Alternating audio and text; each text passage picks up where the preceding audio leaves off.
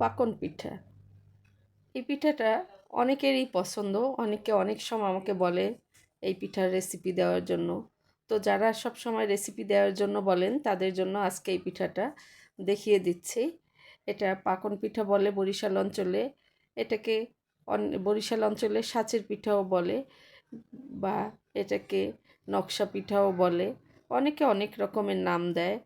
তবে ময়দা দিয়ে যে পাকন পিঠা, সেই পিঠাটা আজকে আপনারা দেখতে পাচ্ছেন যে কিভাবে বানাচ্ছি। প্রথমে ময়দাকে সিদ্ধ করে নিতে হবে, ডিম দিয়ে মেখে নিতে হবে।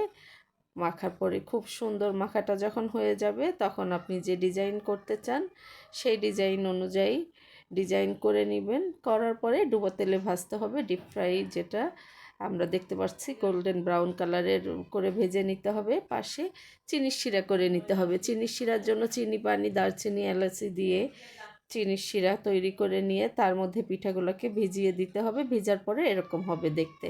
হয়ে গেল পাকন পিঠা।